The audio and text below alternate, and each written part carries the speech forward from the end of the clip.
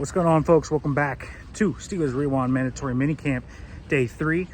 We are now officially on about a 5 to 6 week vacation until the Steelers report to Latrobe in July 23rd. So let's talk a little bit about what we learned today. First of all, Mike Tomlin talked, and he said there were no injuries from minicamp that they expect to really affect them into training camp. So we'll see. At least as of right now, it doesn't sound like anyone's going on the PUP list. Doesn't sound like anyone's missing significant time. So that's good news for Pittsburgh. Anytime you can get out of mandatory minicamp without a serious injury to a starter that's debilitating, because this has happened before, that's good. Obviously, Donald Parham, that's going to be one that you think of and you say, man, you wish Donald Parham was good, but the torn Achilles. Very unfortunate for Pittsburgh that Parham went down with that injury. But other tight ends have stepped up. I think that's one of the takeaways from today that I really wanted to highlight to you guys.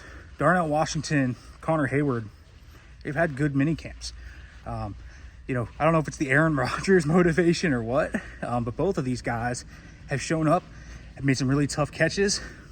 Washington in particular is being used all over the field, outside, inside, making some catches. And another big one down the sideline today. So a lot good there. Joey Porter Jr. talked today a little bit about fixing his penalties. Talked a lot about discipline at the top of routes, down the field, trying to get his head around, just into kind of the right spots for where, man, you can't call for those penalties. I mean, it's against bigger receivers too. I mean, you're thinking like T. Higgins and Cortland Sutton, and even a guy like Terry McLaurin, who's a big guy that's very physical. You're thinking all about that. And so that's one thing that he's really trying to focus on. So we'll see if Joey Porter Jr. can cut down on those penalties. I think that's going to be a huge part of if he takes a leap. Will Howard continues to get kind of more acclimated. So does Jack Sawyer. Both talked today saying that. Mike Tomlin said he's not sure if TJ Watt will show up to training camp on July 24th, which is their first practice. July 23rd, they report for the conditioning test. We will see. That'll obviously be a huge thing to watch for the Steelers. We will see they are in communication with one another. But until he shows up, who knows?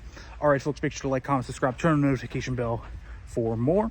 I'll be back with the podcast today.